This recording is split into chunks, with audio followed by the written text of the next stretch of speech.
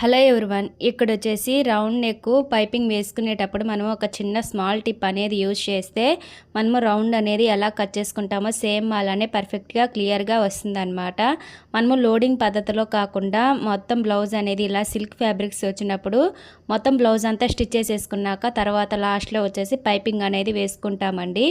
ఇలా పైపింగ్ వేసుకునేటప్పుడు ఒక స్మాల్ టిప్ ఉందన్నమాట. ఆ టిప్ అనేది మనం యూజ్ చేసుకుంటే ఎలాంటి వాళ్ళకైనా ఈ రౌండ్ అనేది కరెక్ట్గా వస్తుంది అనమాట. కొత్తగా స్టిచ్ చేసే వాళ్ళకు కూడా చాలా కరెక్ట్గా వస్తుందండి.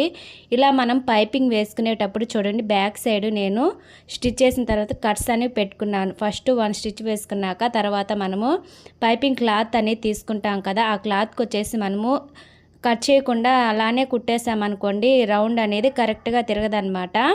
మనము ఇలా కట్స్ అనేవి ఇచ్చుకుంటే రౌండ్ అనేది కరెక్ట్గా మనం ఎలా కట్ చేసుకున్నాం సేమ్ అలానే వస్తుందన్నమాట. మనం వేసుకున్నప్పుడు కూడా రౌండ్ అనేది క్లియర్గా తెలుస్తుంది. చూడండి, చాలా క్లియర్గా ఉంది కదా.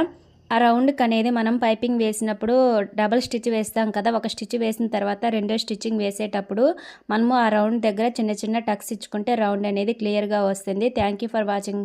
బాయ్.